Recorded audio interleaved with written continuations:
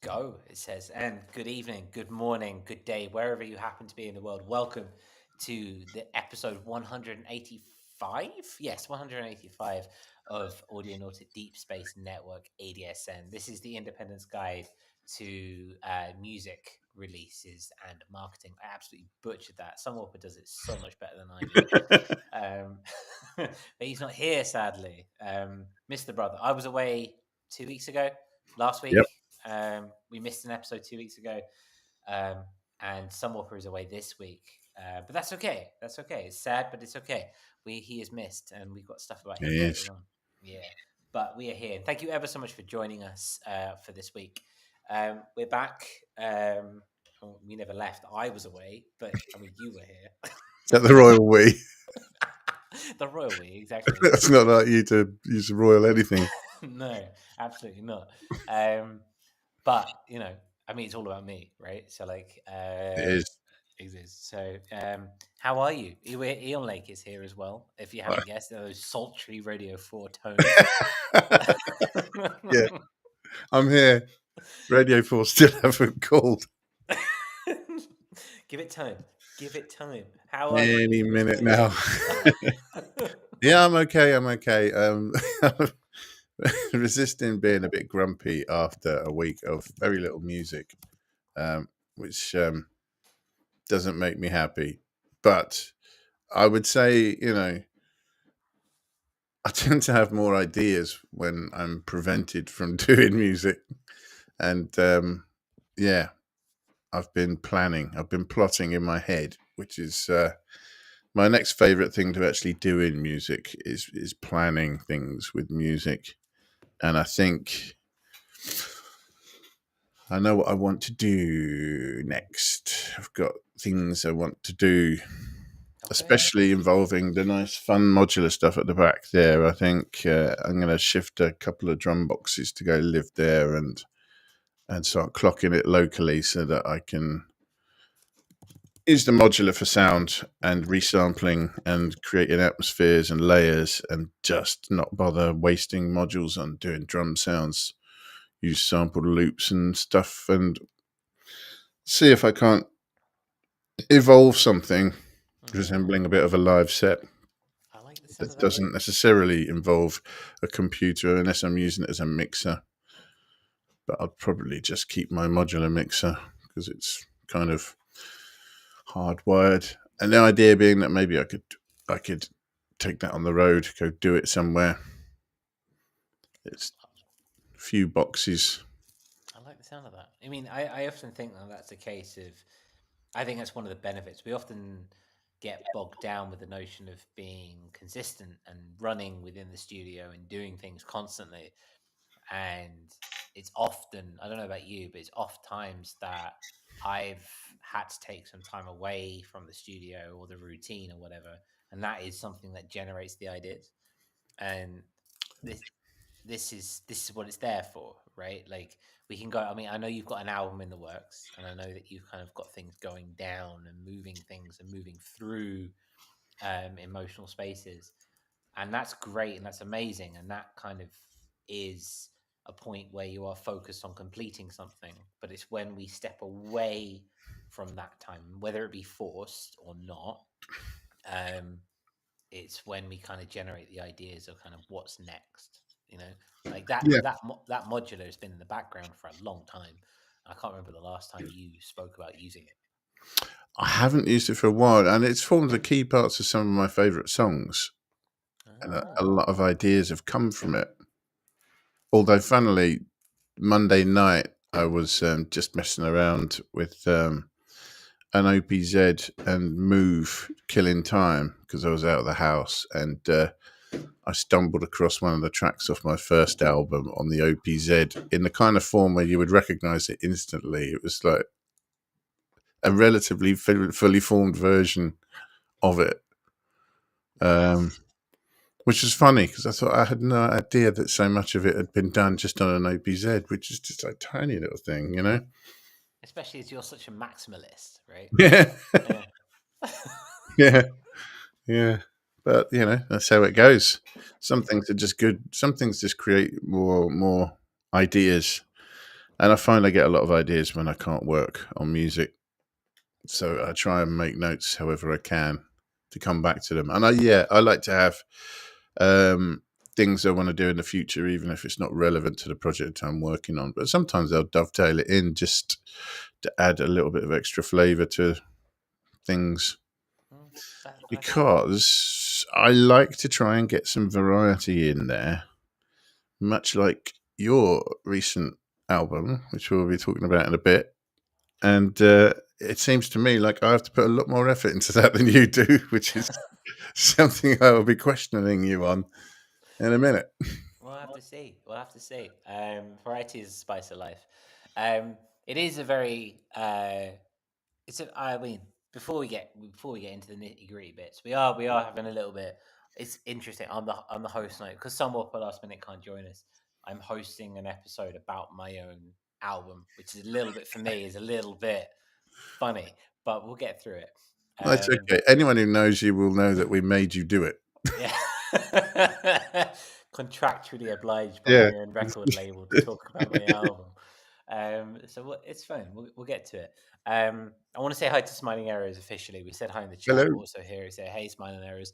It is in the notion of the fact that there's two Brits on air and Smiling Arrows is in the chat. It is Bonfire Night, which is the 5th of November. Here, in the United States, in the UK, Bonfire Night, the 5th of November, Guy Fawkes Night. So I hope everyone who is on the island is lighting up a bonfire, lighting up some fireworks, and enjoying it. The way You may see a few out of this window here. I did earlier before we went on air, but can't promise anything. It is. We hope it's there. For those not in the UK, Bonfire Night is Guy Fawkes Night, fireworks night. The day back in what, the 16th century? I want to say 16th century. Let's go with that for now. Let's go with that. Guy Fawkes and a group of other men decided to try and blow up the Houses of Parliament in protest of the Protestant king, that was installed there. And forever, it's been a day where we remember revolution and the idea of the people's will, which is always a nice idea. So yes, a nice place to be. So yeah, if you are in that way inclined, if you are lighting a bonfire tonight, let us know. We'd love it. So yes, so not much time for music in the last week. Is that right, Ian Lake? That's right. Yeah, and I should probably add a disclaimer: if you're planning on blowing up the Houses of Parliament as Guy Fawkes did, then please don't tell us at all. We don't want to be considered accomplices. Absolutely not. And we would not condone any such actions. Wouldn't necessarily condone those actions whatsoever. Go by on your own means in that regard.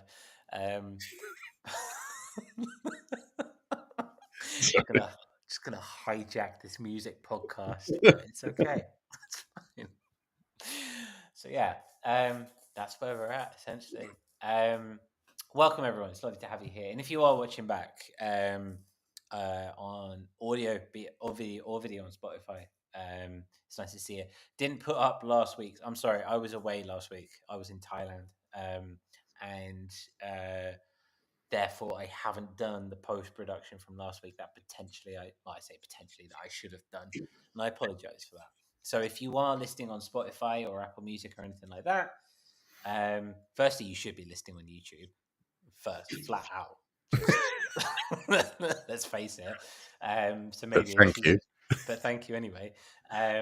But you'll probably get a double whammy this week when I do the post production for this show. You'll have last week's as well, which will be this week's in your reality. But that's a whole other situation. So, which you might have already listened to when you hear this. Maybe, who knows? We'll have to see. So we'll have to see on that regard. So yes, this week the main event, I suppose, and I say that with a grimace. The main event is kind of my album. It is. It is. I can confirm that. I think you can confirm that. Ian Lake is very stringent. I don't think there's ever been such a flurry of questions in the ADSN docket that has been from this week. So which is nice and lovely. So Eon Lake is going to kind of take over the reins in a little bit and ask me some questions about the album. And if we've got time, we'll talk about Omnisphere 3, which is an interesting piece. If not, we'll push it back to next week because it's something that we should talk about, being Omnisphere, but we'll see how we go. There's a lot to get through. There's an album to talk about. Also, Sunwarper has an album coming out this weekend.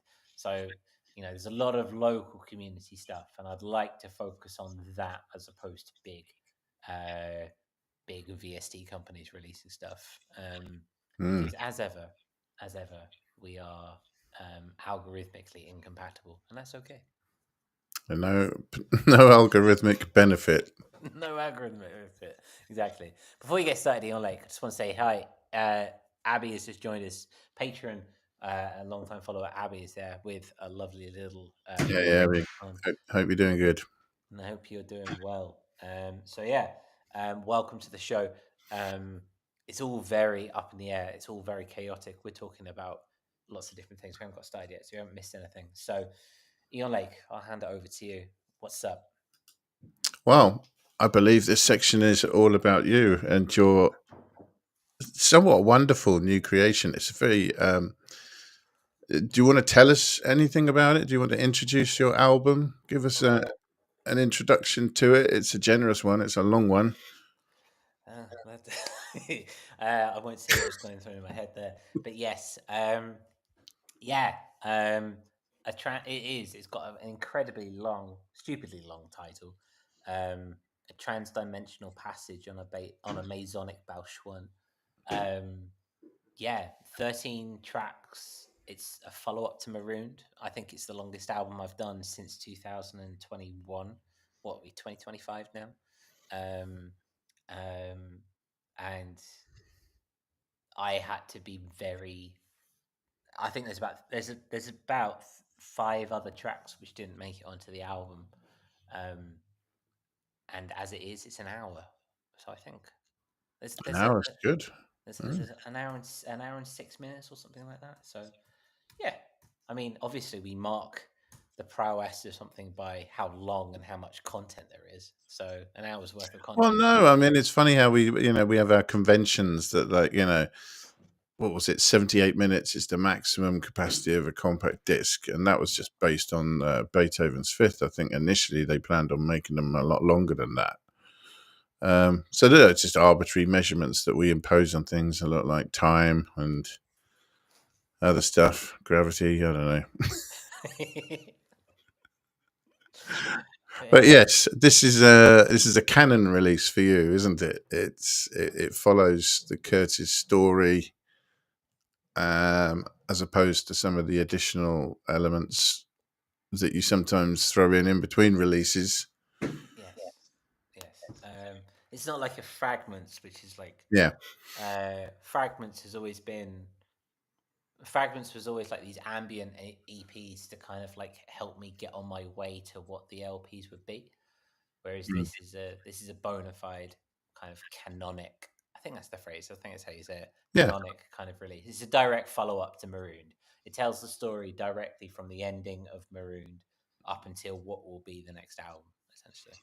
Which is an interesting concept, and it makes me wonder how you plan such things. Is the plan has to precede the music, surely, that you know what the story is going to be, and the time frame that it occupies from A to B, and then everything that happens in the album is between those 2 points. I mean, how fully formed is the idea before you begin writing?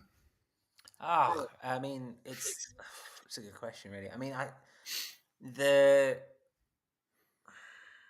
I'd like to sit here and say it's all fully formed. I'd like to sit here and say it's like a JK. I wouldn't say it's like a JK Rowling thing, but I'd like to sit here and say that I've got an entire filing cabinet of lore, which I'm then just kind of like dipping into and teasing out. I'd like to say that, but that would be an absolute barefaced lie. It's not. I've got like I've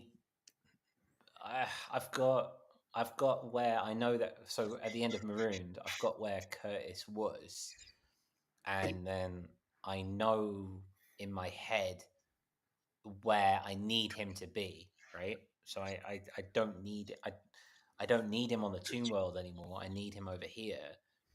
So I have to write a story about how he gets from A to B, right? And so that's what this is. This is a passage. So if you look at like ebbs, flows, and solos, and if you look at Math, and if you look at Marooned, it's all in one place. Kh3rtis is in one space, and he is learning something or he is experiencing something. But this is the first time that we have a passage, we have a movement, we have a journey. I guess it was Marooned that started that, didn't it? No, Math started that. So Math is about Kh3rtis being stranded on Earth and his time on Earth, where he had to leave Earth, but he has to wait for the technology to catch up, and so he basically lands in Earth and then has to learn how to be human before leaving. And he leaves Earth and gets stranded on the Toon World, which is Marooned, essentially. Hey, Cresshead, by the way, nice to see you. Hi, Cresshead is also here. Hi, or he, as they would say over in Thailand. He. Yeah. So like, he's stranded on this Toon World because he crash lands, and so this is how he gets off to where he's going, essentially.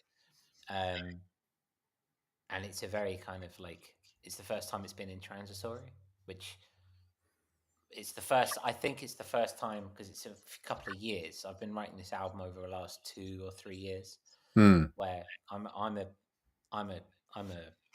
artist in their early 30s, kind of going through a period of change, right? So this is a passage of change, and so this kind of emulates that in that regard. So yeah, it's an interesting concept, but I guess it could be a helpful thing to have, or it could make things more difficult. I'm assuming that as this is something that you've chosen to do, it's something that is comes naturally to you to work in this way, to have this ongoing story, to have an idea ahead of time, roughly what this is going to be about, and then begin. I mean, I must admit the concept scares the hell out of me, but then, I should probably try doing it in that case, is my immediate reaction to that. But, is it something that you find helpful, or is it something you feel is just part of the project and necessary regardless? I think that it's a way of telling the story, right? So I have this universe, which is in this down here. There's a filing cabinet, and I have a big map, and there's this universe that exists, the Voltang system, in which exists all these different civilizations and all these different humans that kind of exist in this realm. And it's my way of telling my story. I have like this big map, like I say, because one day I decided to go into the woods and with a piece of paper and some vegetables, and this, after eating this wonderful salad, I just had this map which kind of made sense, right? And then I have that, but it's all kind of fuzzy. So I have like the big picture, and I have like the notions of this grandiose arc of this idea, and I'm trying to tell. My job now is to kind of tell these stories which exist within this realm of these micro stories which happen within this grand scheme of the universe. If that makes sense. Okay. I'm not a Tolkien. I'm not a George R.R. Martin kind of guy. I'm not that intelligent, and I'm not that kind of work. But I have this big idea, so it's about, I'm still exploring those stories within that story. Yeah. So I mean, in that light, it seems something that's kind of helpful to have a kind of direction to go in, but it's not so fleshed out that it constrains you in any way, and you can just explore within a given sort of framework. So I suppose in that regard, it seems quite sensible. So for anyone listening, what you might be wondering what this is all about. I mean, if the title of the album isn't enough, it kind of gleefully does its own thing, and what you end up with is, I think it's 13 tracks, isn't it? Yes, 13. Over an hour long. So I mean, there's plenty there to get your teeth into. But firstly, I'll say that I really liked it immediately on first listen, because each track really did seem to have an atmosphere to it, and an almost environment to it. And the beauty of me listening to a Kh3rtis release is I never know what's going to come out of the speakers, and I absolutely love that. You know, anything can happen, and when it does happen, it's remarkably satisfying, despite any kind of any leanings that people could feasibly consider as odd or tangential or, you know, psychedelic. It also feels quite, I was going to say grounded, but I actually found the tone of the album to be quite light and refreshing, even though, you know, each song has its own identity and they are, you know, pretty different. So a lot of my questions now are gonna focus on, well, how did you do that? You know, so I initially I initially wanted to ask you about your process. For instance, you know, whether or not you have any stages that you do before writing? Because I know in the past that you've decided on a sonic palette and instrumentation and stuff before actually writing. So is that something that you still do, or do you just take the plunge now? Before I reply, hey survey, it's nice to see you. Hello, brother. Mhm. Incidentally, we're talking about my album. I have to deflect. He's got a new Uh, one out, and I he's got was a new going to album. mention it He's later. got a new album out as well, which I it's beautiful, and I want to talk more about next week. I want to give everyone the chance to go and listen to it. Mm, yeah. I want to get survey on the show in the next couple of weeks to talk about it, because Yes. it's a Yeah. fantastic idea. Hi, Matt. Hope you're doing well, bro. Yeah, go check it. It's a beautiful album. And I'll talk to Matt about coming on the next couple of weeks. Mm. But in that notion of deflecting, I've completely forgotten about Yeah, the there's a question. heroic attempt at question dodging there. I'll give you full credit for that. That's Kamala Harris level of deflection. Pre-writing stages, do you still do anything before you actually get stuck in? Do you still decide on sounds and things like that, or any kind of preconceived ideas, or is it just straight in? I am usually working with the template that I've got in Ableton, and I've got various pieces of hardware. And once those pieces of hardware are used, I can't use them again. That's my limitation. So for making this album, I had the Mm. SP404. I'm looking over here because that's where my gear is. I've got the SP404. I've got the Pro 800. I've got the iPad. I've got the Nova. And I've got the Push 2. And I've got the guitars. I think my whereas in Marooned I had a palette and a sound selection which I kind of stuck with throughout the entire album. On this one it was anything can come from those instruments, Mm. but once those instruments are being used, I can't use them again. And then that went through two phases, if that makes sense. So like, Mm. um, I had an initial jam session, and then I kind of sketched out an idea, some loops, as you would, right? And then there was the notion. I have a Excel spreadsheet, and then the next one was I go and produce it, which those instruments could not necessarily had to. Those Mm. instruments could be. Oh, apparently my mic volume's really low. Interesting. Is that better? Maybe that's better. Um, let me know if that's better, Mm. guys. Sounds a little bit louder to me. There we go. So I had a whole strip where I could use all of my instrumentation, and then I could go through a second phase about a year later, 6 months later, 6 months to a year later, where I could do the same thing again. But once that was done, that was it, essentially. So it wasn't so much Mm. about having a sound palette, it was more about having a limit in the amount of stuff I could use, if that makes sense. It does make sense. I mean, you know, some of this question is coming from a point of view as like the sound varies a lot on the album. There are a lot of different sounds and textures, whether or not that was deliberate and how you did it. And I think you're kind of answering a little bit there. It's an interesting idea, one I might have to think about using. You know, obviously it will have very different results with me, but yeah, I mean, you know, not overusing any one thing is probably not a bad idea. Yeah, it's I've done it before. I did. I think I have, like, in my non-canonical releases, I have gone and used, say, like 10 instances of my Nova, for example, Mm, yeah. my Nova, and I've just caused myself problems because I'm trying to get to a space where I can kind of reconnect it, right, and I can kind of recreate it live. Mm, But um, I can't do that. If I've got 10, I've only got one Ultra Nova, so I can't recreate that instance. So I'm trying to create space as much as I can where I could, in theory, recreate it live. Essentially, that's the idea. Um, yeah. Offside, people are talking about how we got a difference in microphone. I've just dropped Eon Lake's microphone a oh, little bit, and thank you. I've kept mine the way it is.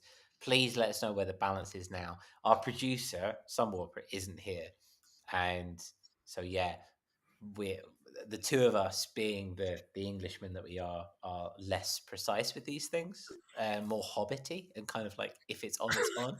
So let us know. Let us know where we're at. Thank you for your patience and understanding. Yeah, so I suppose that's where I'm coming from. I'm trying to, once I've used an instrument once, I can't use it again, but Right. I can do 2 rounds of that. That was the rules for this Very particular round. interesting. Okay, so I mean, you mentioned it a little bit in your answer there, but another thing that I wanted to ask you about is something that I know is kind of key when you're trying to organize an album, and that is how do you organize um, your ideas and select potential tracks? Uh, as in, how are you asking, like, how I decide that this one's going to be on the album? Yeah, but also of all the ideas that you generate, obviously, I know. I mean, you had 5 songs that weren't included on this album. I'm not sure the reason. I was going to ask about that, but obviously, you got plenty of material. So, and there were probably other tracks that maybe remain unfinished or weren't included. Everybody needs some sort of documentation system. So, how do you get your arms around all those ideas, and how do you actually say, well, which ones are definite keepers as far as this album is concerned? Um, I mm, I think, on this regard, I can't say it for all of them because I don't think it's true. I think it changes, but I think in this occasion, a lot of the production work for this album happened as I was releasing Into Voidal, Mm, which is the albums that I released last year based on the live streams that I was doing when I was live streaming on YouTube. And these tracks specifically that were written never saw the light of day. So no one saw them before they were finished. mm, And that was important to me because I wanted to release something that there was no, we see it a lot on social media, right? People put sketches out and people put unfinished versions out, and then they create content and they create engagement going, oh, should I release this full track, right? mm, um and I didn't want to do that. I wanted to, again, coming back to Survey Channel is a massive influence on me, and the idea of um creating a fully functioning piece of art, which is a piece of art and is a piece of it's something that speaks for itself, right? And I wanted to do that.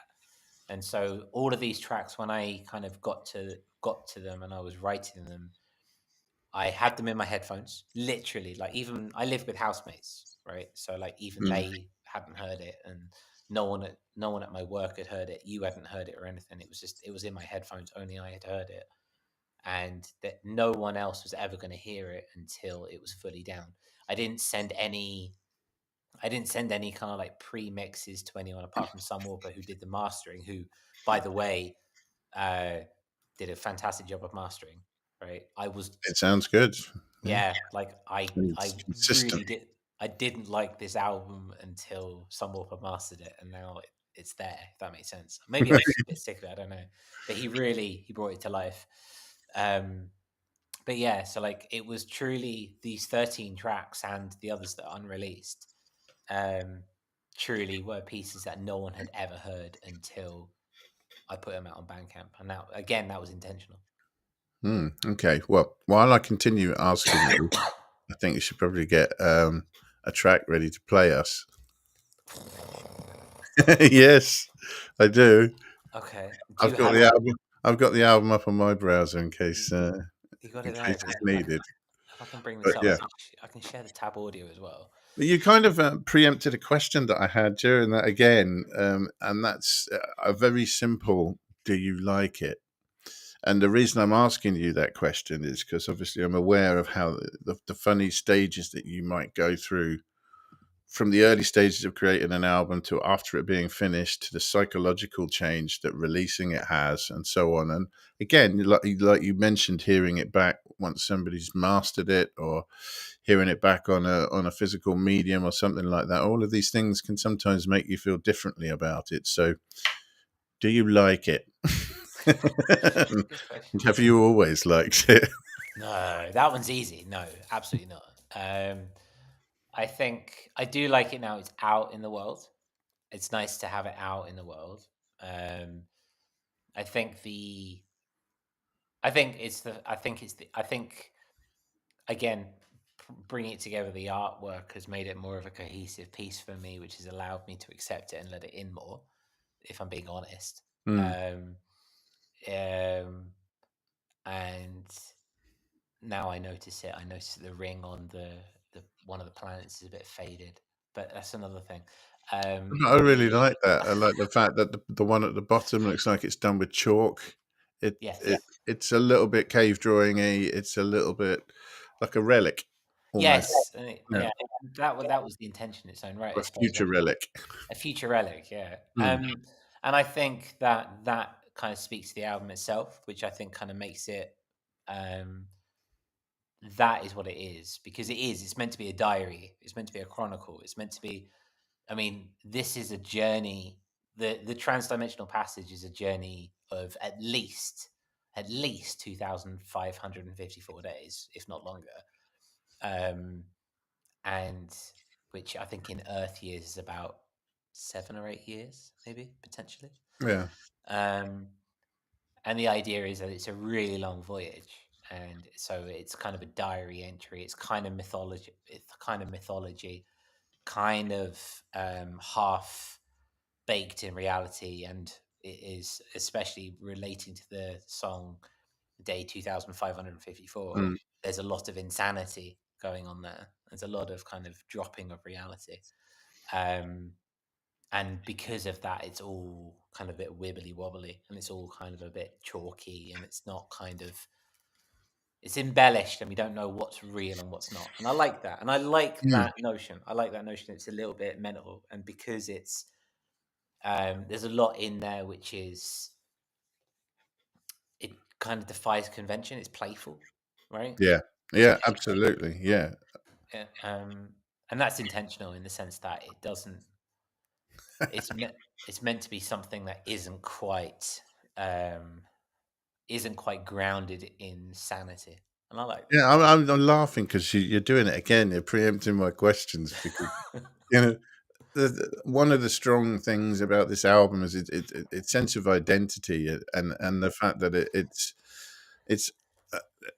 unapologetic completely in its oddness, but at the same time, the fact that it results in something very listenable and something that is quite light and playful. And I was going to ask you if that was deliberate, but certainly sounds like it is. So how do you make something sound light and playful in the concept of a heavy, or or this lore and background, and an artist working on their own, potentially getting mired in a project? How do you keep things light and playful, and how did you accomplish that?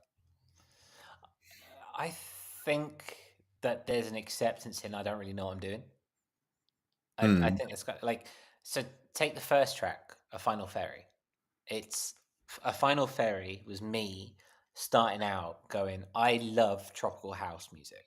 I'm a big fan of I Kaigo. remember you saying, yeah. I'm a big fan of Matoma. I'm a big fan of tropical house, right? But Mm, early tropical house, when tropical house was different. mm, These days, being the old fuddy duddy I am, tropical house has become this thing that I don't recognize, and that's okay, and that's completely okay. Genres can shift, and taste can things change. tend to go that way, don't they? Yeah, over Yeah, time. yeah, and but the tropical house that I remember sitting on a beach, for example, in my day, and listening to chilled, hand pan and steel drum music, and with a house beat, is something that's very close to my heart, right? Hmm. And I was like, oh, I'm gonna make that, but I also don't want to drag in a load of splice samples because I Mm, don't want to do that. And I'm just kind of figuring this stuff out as I go. And I'm not going to pretend that I know everything about everything because I don't, you know. mm, And so Final Fairy is a fantastic example of something where I started with the notion of I'm going to go. But then when it didn't become what I thought it was going to be, I just kind of went, hey, and went with it. and just went with it. Yeah. And I think that's a lot throughout that entire album. If I get rid of this for a sec, yeah, like if I look at kind of the tracks that are there, a lot of that I started with an intention and it didn't go where I wanted it to go, and I just kind of went, okay, sure, that's what it is. And I've been harping on for the last couple of years about musicians not necessarily being in control of the sound that they want to make and being a vessel for the universe, and that's kind of where this has Mm, come from in that regard. Yeah. yeah. I Okay. wanted just before we Yeah. get on, I just wanted to bring on Chris Head, just Yeah. because, Yeah. just because, yeah, I love this question, and I appreciate Chris Head reaching out about it. What is a Bao Chuan? What does that mean? A Bao Chuan, back in ancient China, it was a treasure ship, and this treasure ship at the height of the Qing dynasty it was a massive, absolutely massive ship, and it carried the idea was that it carried treasure throughout the different parts of the South China or the East Sea. It's slightly mythical, excuse me, in the sense that there are some reports and there is some historical data to suggest that a Baoshuan is a mythical size ship in the sense that it's so big that it could never have existed and it would have collapsed under its own weight. Mm, and practically large. Exact. That's a great way to put it. Impractically large, and I kind of like that. I liked that imagery, this notion of this big, Qing dynasty notion of grandioseness, which kind of pontificated, like we all do as humans to some degree, pontificating on its grandioseness and its maximalism. But in reality, we crumble and we at the first sight of anything resisting, we can crumble into nothing. The if I Coraline, one of our patrons, mentioned that the album artwork is a sephirot. It's a Jewish sephirot, and this Mm, album is an allegory for becoming aware. Is an allegory for the human condition of growing in awareness, and that is a very fallible thing. And even when you start to kind of begin to touch on realms of consciousness, that's such a fragile notion. So I like the idea of a Bao Shuan in that regard. mm. And it's on. I noticed it's on a transdimensional passage as well. So for me, I looked it up, and I'm imagining some ridiculously gaudy, huge boat going on like a a journey through reality or realities, which seems quite delightfully absurd, and I'm sure was deliberate on your part. It's very you. I mean, yeah, like I don't want to necessarily go heavy, but I mean heavier than we're already at. But like, we live in a very weird time, right? And I mean, I think it was this notion of what's his name? Famous ethnobotanist. What's his name? Um, Oh, it's gonna bug me now.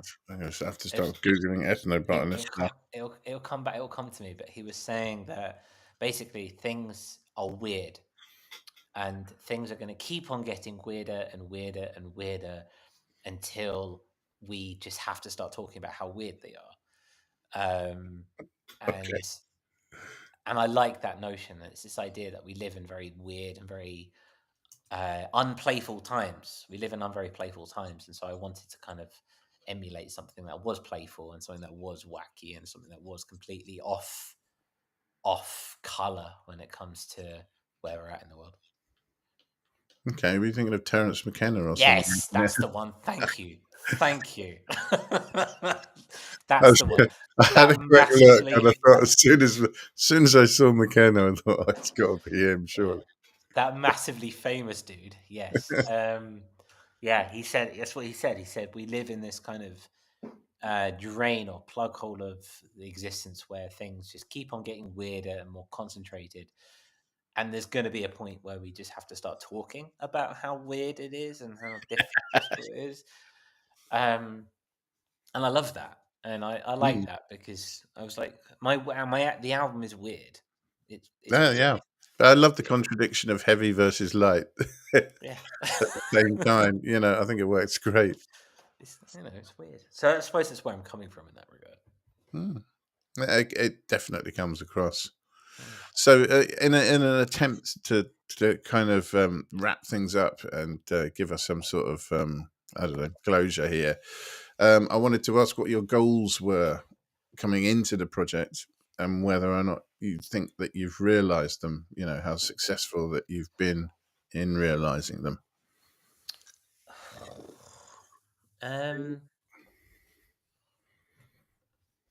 I think I don't know. I think the only goal I've really had with this album is to piece together something that speaks to where I am as a human for the Mm, last kind of 2 or 3 years. Um, I'm the entire. I think it's kind of given something that I've been quite aware of, but not really vocalized over the last couple of years. Is that the Kh3rtis project is a very good masking project, right? mm, It's very good for me. It's very easy for me to go, oh, there's this character, this space monkey, which is kind of riding through space, and he's going through all these kind of different aspects. But I'm just the vessel for that. When really, let's face it, I'm kind of going through the similar things. And I think this is me stepping closer to being less masky in that regard. mm, And that's all I kind of really wanted to do.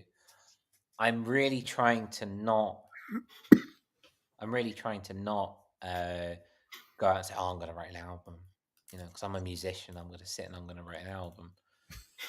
I'm really trying not to do that, and yeah. I think as a result, this has kind of come very naturally. This has been a long time coming for me. Like, this album was written before I finished Marooned, in that regard, Mm, and I've really taken my time with it, and again, taking a lot of influence from Hydra Fighter and uh, from Josh at Shady and mm, from Survey Channel, where trying to be authentic and trying to be not running into trends or anything like that. I'm mm. just trying to do what feels right. In that regard, yes, I think that's kind of I've succeeded in that because I haven't really done a campaign. I dropped the album, then I buggered off to Thailand for 2 weeks. That's also very you. So like I am yes, and I am and I'm accepting that. I think I'm not buying into that notion. I've got to do a big promo and I've got to do a big teaser trailer and I've got Yeah. to make a whole campaign. I'm gonna do some CDs in the new year once I've come back from seeing my family over the festive period. I'm gonna make some CDs, and then early in January, maybe I'm gonna go, hey, this is now out on CD if you want to buy it on CD, but I'm not gonna make a big show and dance about it. And I'm more interested if people want to go and find it, and if people want to go and see it, and if people want to get curious about it, it's there, and I want them to experience it. And if I want to talk about it, but I'm also not going to shove it down people's throats. I might. I mean, which is fine. This is cool. It's like I've done my bit in that. Yeah. I've done my bit. Like I've made the music and it's out there, and it's like it's no longer mine. I'm already working on the follow up. Right? I'm already working on the next album. I've done my. It's not like I've done my bit. That sounds a bit dismissive, but I'm not. This tells a really cool story, and if people want to sit and they want to talk, like you're genuinely curious, right? We're doing this on air. But you're also sending me messages, and you're also asking me questions. Quite long ones, like, very long messages for me. What's going down, And I'm like, I'm happy to sit and I'm happy to talk to you about that, and that's really nice, and I really appreciate that, But I'm not gonna go and take it to someone who's never heard my work and say, hey, I've got a new album, go listen to it, because I don't know. Right now, I'm not saying forever, but right now, that doesn't sit with who I'm being. I'm trying to be. As Kh3rtis has said quite nicely, I'm trying to be real, and I'm not. I could make a load of videos. This is what I really want to talk to Survey about Survey's new album, because Survey has just released an album based on the notion of not repurposing media in art, right? And I was sitting there, and I'm like, I'm making videos for this, repurposing stuff from Internet Archive, and I'm just like, none of this works. None of this is something that speaks to me. It's not genuine. It's not authentic. I'm doing it for the sake of making content. And so I was just like, screw it. I'm not going to bother. And if people want to find out about it, if people want to listen to it, it'll be there. I've done everything I can algorithmically on Bandcamp. I don't really care about anything else. And yeah, that's kind of where I'm at. And in that regard, this album is a catharsis in accepting that, and accepting that I don't need right now. I don't need to shout from the rooftops that I've got a new release. Okay, I won't make you do that, but I do think it'd be nice if we followed with a little bit of a track, maybe. Okay, that's fair. If we finished up. Which one do you want to hear? I'm inclined to let you choose. I mean, my favourites at the moment are Pitter Patter and Puddle, which are next to each other. But I would defer to you. I get that. I agree. I think Puddle is my favourite. The only thing about Puddle is it's a 10-minute piece, which exactly, is really slow, and you have. I think listen to a bit, wet people's whistles. Puddle is one of those where you have to I don't know if that's coming through. Puddle is one of those where it makes sense to listen to it from beginning to end. It makes sense. And I'm proud of Puddle because it does kind of evolve purposefully. Yeah. Yeah. I will. I can hear it. It's actually drowning you out. So let's listen for a little bit. All right, you tell me when you're bored.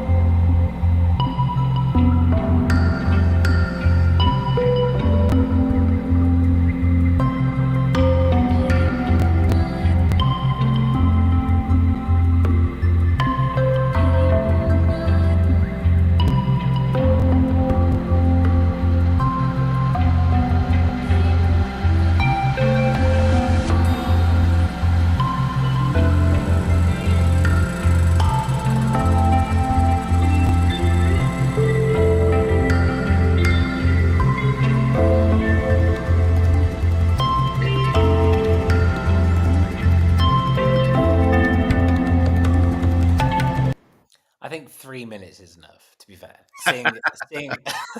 You could have played it. Wow, that was savage. I, it's in the idea that most songs are 3 minutes long, and and this barely gets going after 3.5 minutes, which is why it's what's the phrase that you used? Algorithmically, No, no algorithmic merit. no algorithmic merit. Algorithmically, no algorithmic merit. Exactly.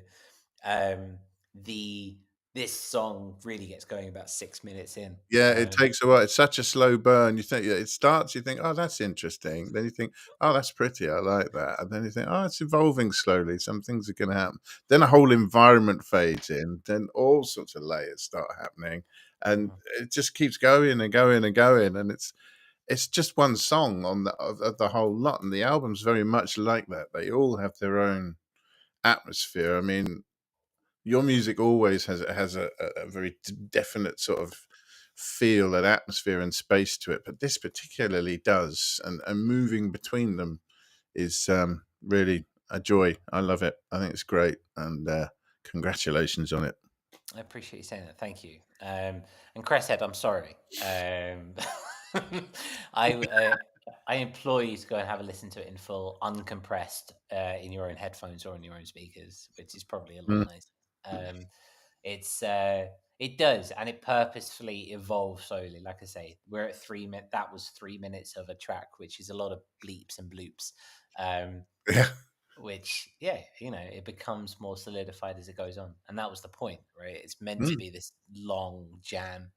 You're sailing through the cosmos on a transdimensional passage. It's a lot of time to sit and strum a guitar or do anything else. Yeah, and it's a joy. I mean, I like music often, like I like drama, just to have its own pace and do its thing at the pace it feels. Mm. And yeah, and I mean I feel like that's where we ought to be, Mm.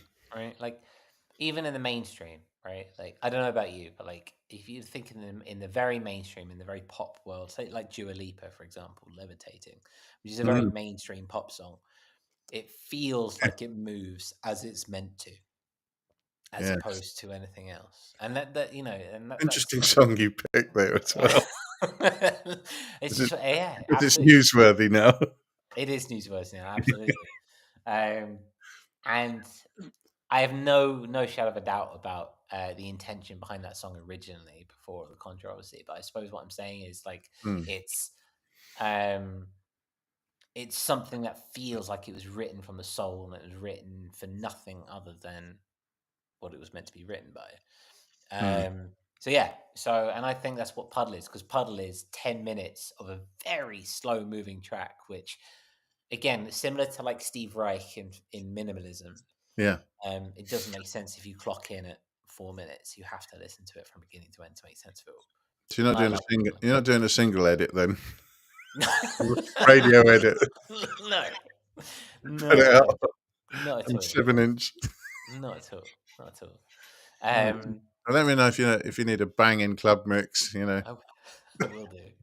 A banging club mix would be good. If anyone wants to do a remix, I'm happy to send them stems. Cresshead says play another song clip. And also then choose your favorite and your not favorite or not favorite. So Mm. I think that's fair. I think what I'll do then is I'll play my favorite. And I think that would be it's tough for me, but I think it's probably either Driftwood or Day 2554. But I think I'm going to go with Driftwood Mm.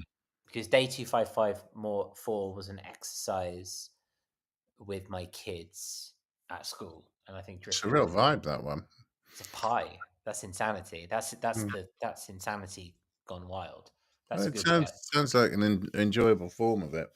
It doesn't sound like it's insanity. It's more like well, insanity. it's based off the idea that in the 13th century, in the middle of Germany, there was this village which came under dance mania, where they danced for they genuinely there are stories, right? This is 13th century German history, right? So Mm. take what you will. There's this idea that this village just basically succumbed to dance mania for about 3 weeks straight, People died and got dehydrated from just consistently dancing. They said they were taken over by the devil, and they said, and all this, and that's mental if you think. I think they've been making salads from your cookbook. And it's like, and again, it's weird. Like, imagine that modern day, going into modern day Saxony in Germany, right? And just going into this village, and it's just people dancing for weeks on end. Yeah, well, the normal day-to-day existence is probably, get up, work, go to bed, with meals. But it was a hard existence. Taking a few weeks off to bust a move wasn't really, anything they would ever normally think of. It's not a bad idea, So yeah, so I mean, honorary mention to day 2554, but I think I'll play Driftwood, because Driftwood, I think, is my personal. It's Ram Dass, right? So like, it's Ram Dass. Like, come on. So I'll play that for a little bit, and I won't. I don't want to play 5 minutes. I don't want to subject you to 5 minutes.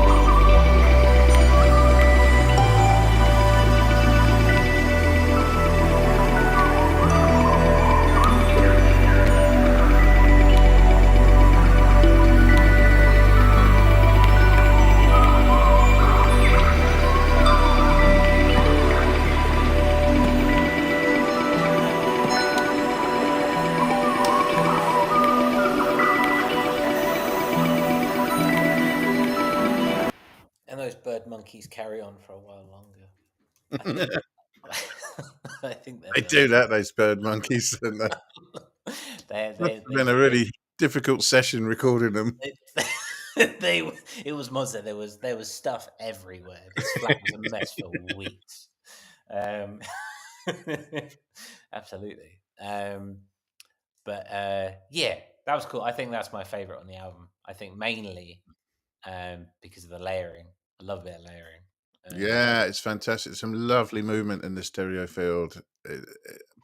Yeah, the layers. I like a layer or two. Or 47. Definitely. Case may be. Yeah. Definitely got my wish on this one.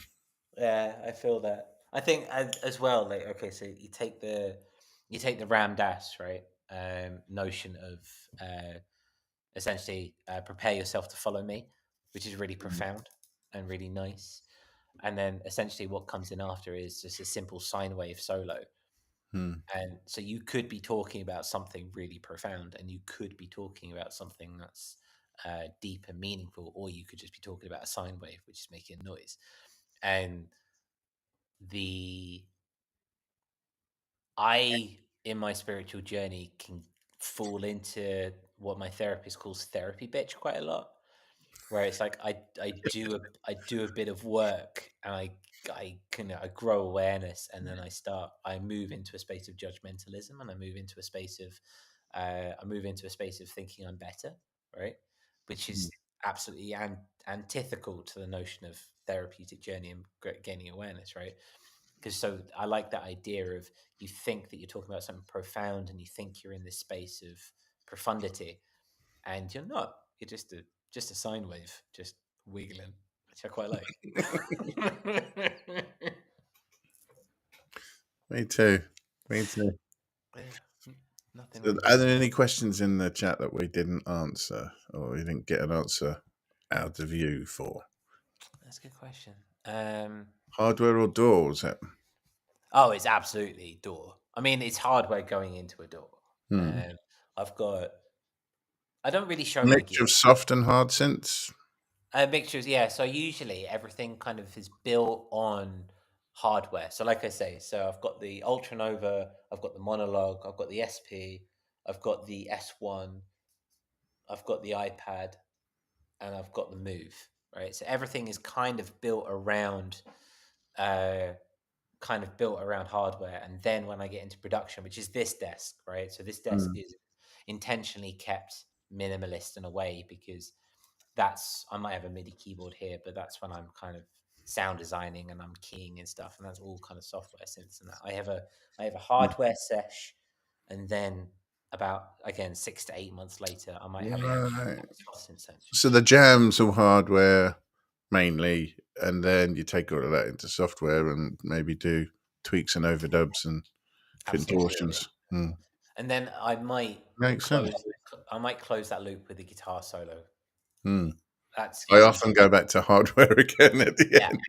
It's like I'll start with hardware. I'll then go and produce it with soft synth, and then I might come back and add this or that. Especially with this album, I think because I got the SP. I got the SP a year ago today, right? I got the SP a Uh, year ago today. because it's just Curtis's birthday today, by the way. So something else he's not written on. So wish him a happy birthday, please, in the chat. Thank you. So I got the SP, and then when I was producing this album, I got the SP, and suddenly you'll scatter, and it's like everything becomes scatter. Like Mm, especially in like Driftwood, it's mm. basic. It's the monkeys and it's the birds, which are then scatter effects. Go for it. Don't need skill. Yeah. Just do your thing, you know. Um. So yeah. So I'll. It's kind of like a full circle. Yeah, I mean, you know what it's like, isn't it? You kind of go full circle and come back to it. Mm. Yeah. So that's where it's at. I'm gonna. I don't think that's. I think that's the only kind of questions there. We've got Ram Dass, which is similar. Uh, Don't knock it till you've tried it. don't knock it till you tried it. Exactly. That's all the questions we have. I have a lot of cake there, and people wish me happy birthday. Which thank you, appreciate that. Thank you.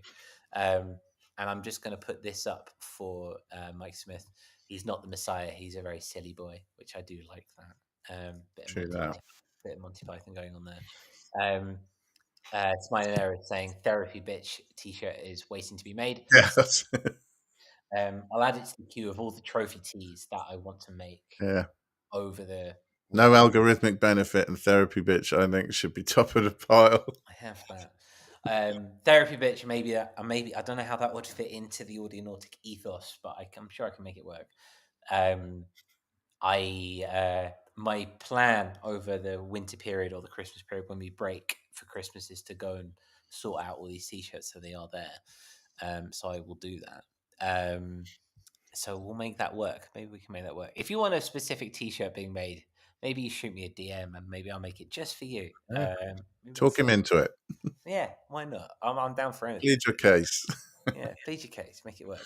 I appreciate the well wishes. If there, I really appreciate the well wishes. I'm not very good with this kind of thing. I do want to. I want to make sure that I mention Sunwarper's Community album. corner. Yeah, I want to make sure that I mention Sunwarper's album before we go.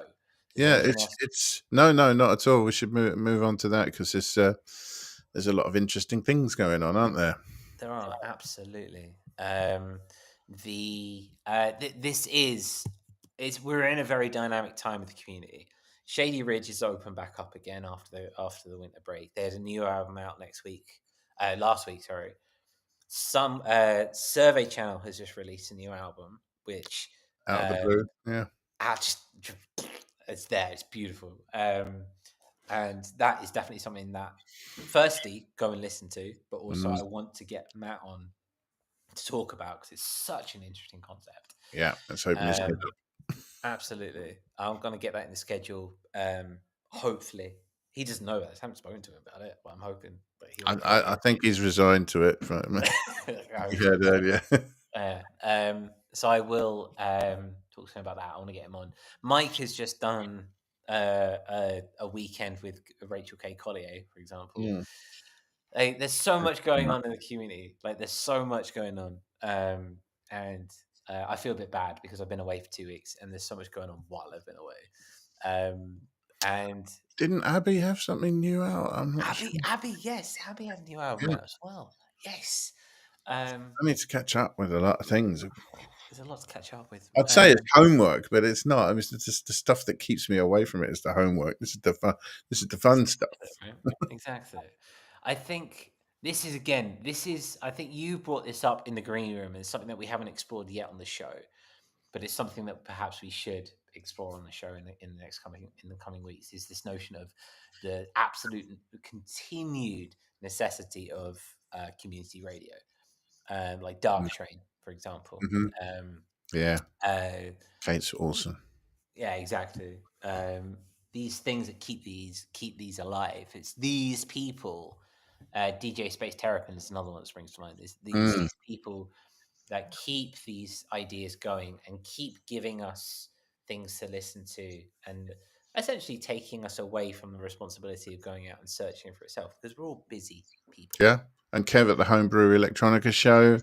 There are loads of people who are essentially pillars of the underground community that popularizing this stuff and running radio shows. It's hard work, and it takes a special kind of person to do it, and it gives us a community to be part of. So I would urge everybody to celebrate what you love, share what you love. If you want it to continue to exist, I do believe that it's something you have to put your weight behind and your time into, if it means anything to you. I'd agree, absolutely. So yeah, thank you for Mike putting a couple there. Dark Train, Cam Glen Express, Homebrew Radio Show, for example. Absolutely, again, words from the mouth. And there are a bunch other. We should probably dig out some less known ones to throw out there another time as well. Absolutely. I think we can definitely make good on that. And in that notion, our brother Sunwarper has brand new ambient live set coming out on Saturday. Coming at 11 a.m. Pacific, so the same time.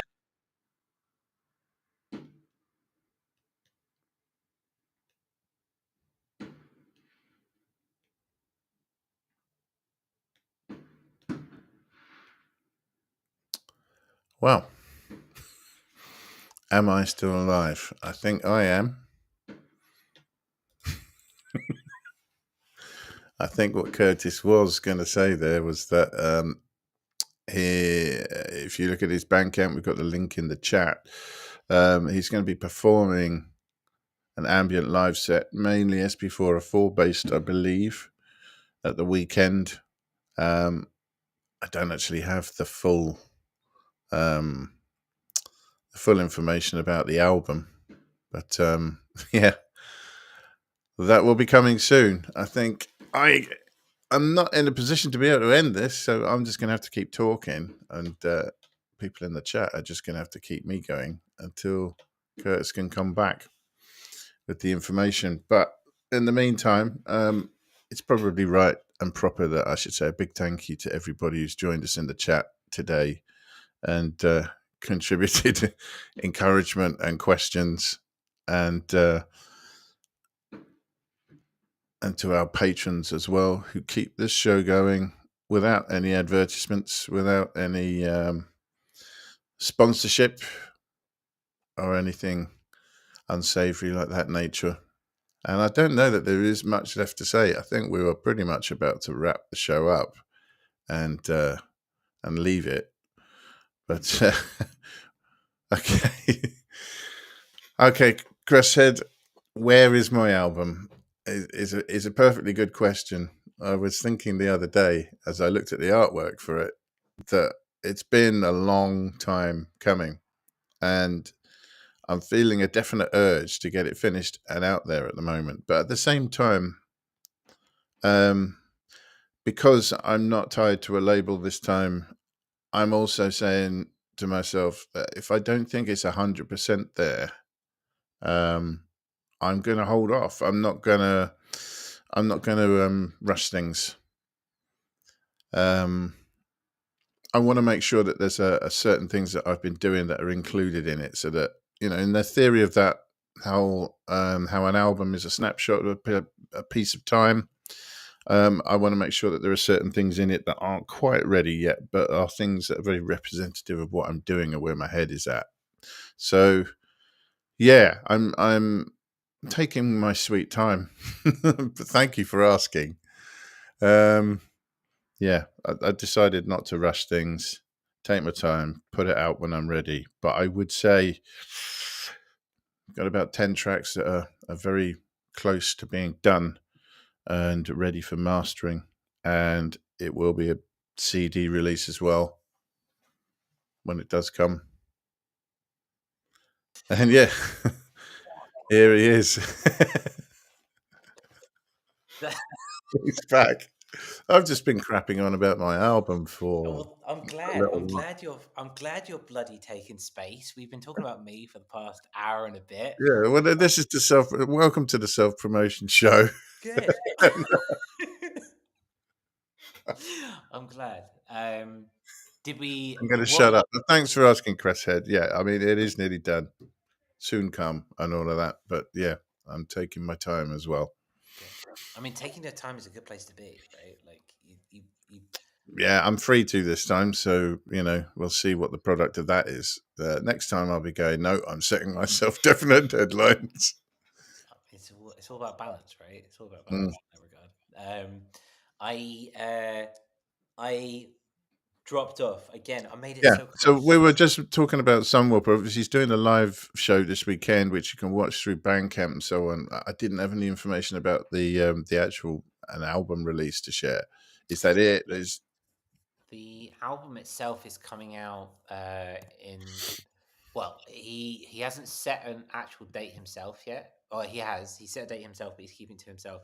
He's basically running it just before he goes out on paternity. So that's kind of as paternity happens, right? So I think the notion is it's a live set coming out this weekend with a release coming in the next kind of week or so. So we just kind of go follow Sunwhopper on Bandcamp to kind of see when it gets released, essentially, and we'll kind of go from there. But it's fun. It's a fun little album. It's a beautiful little ambient album. It's his first release, I think, in a while. Like, he's been quite prolific for a few years, and this is quite a pause since his last release. So it should be quite interesting in that regard. What little I heard sounded very good. Yeah, exactly. So I think it's going to be good. It's going to be. He's been putting little teasers out. You go to his website. He's been putting out little videos and stuff like that as well. So there's that. So yeah, go check that out. I think. Like I say, I want to believe I put the link in before I dropped down. Before I dropped, it's there. So go have a listen there. It's happening at 8 p.m. CET, 7 p.m. UTC, 11 a.m. PT Pacific. Pacific, yeah. Mm. Which for the likes of those on the East Coast, which is what, 2 hours later, you can work it out, 1 o'clock. Yeah, go have a listen. And I'm sure we'll talk to Sun Wolfer about it when it comes out and when he comes back properly. We'll see where it's at. He should face a cross-examination, definitely. Exactly, absolutely. And I think Kh3rtis has hit the nail on the head for this episode. It's a lovely way to kind of tie this together. Putting out albums is really cool, and that's just beautiful. It's a wonderful thing to do. It's a great place to be, especially I think at this time this time in existence where anyone could put out an album if they choose to. And I think that Mm. kind of shows the wonderful diversity and rich creative palette of the human condition. Yeah, but you know that thing that happens the way that music stimulates memory, and it can really make you very aware of a particular time and place, and really, be transportive in that way. Even more so if it's your music or someone that you know, and you listen to it a lot, and then when you hear it again, it really reminds you of a particular time. Mm. And I love that. I love the Yeah. fact that it just magnifies that thing. Mm. I get that. Absolutely. I absolutely agree with you. It's wonderful to experience different people's perspectives of the world and then how they, having never necessarily physically met you, can send you into different places completely unintentionally. I think that's the beauty of it all, you know. Um, it's a nice place to be. We have been droning on for Good place uh, to stop. a good place to stop on that note because I don't think going into Omnisphere now is probably a good idea. No, we'll do that next week. We'll Yeah. do that next week. The last couple of weeks, Omnisphere, they're not called Omnisphere, but they released Omnisphere 3, which Mm, is something I really want to talk about because that is a beast. And it even it's got immense. yeah, Mm, it even got a survey ears pricking up, which mm. you know that it's good if it's got Survey Channel looking at it, you know it's interesting. So we'll talk about that next week, as we get into properly into November. The times are coming. It's getting darker. It's getting colder. It's the time for us to shut up and start being creative as we hibernate into the world. And we're going to be through that up until the next couple of weeks before we go for December. Um, so, um, oh, okay. One last comment for Chris here before we go. Quite a few friends have asked me how I went about getting my CD out. They want to do that too, not just to download. Mm. Um, and that's fair because I think that's a really nice place to be. There's a printer somewhere in this room where from next year we're hopefully going to be start printing audionautic stuff on physicals DIY, which is going to be a good place to be. So, um, as we enter the winter period where it all gets cold and it all gets insidey and we're all wrapped up warm, we're going to be here talking about music gear, and we're going to do that because it rhymes and therefore it's true. Um, so yeah, next week we'll talk about Omnisphere. Eon Lake, what else do you want to talk about next week, if anything? I don't know. We'll find out. Anything can happen between now and next week. That's Oh, the thing. no. Okay, we'll have to find out. We will leave it here because I believe my internet is going to go again, and I'm Yeah, the it's looking a bit sole. twitchy. It's looking a bit twitchy, and I am the sole human in regards to doing this. So thank you ever so much for being here. If you want to check out my album, you can do. The link is in the description below.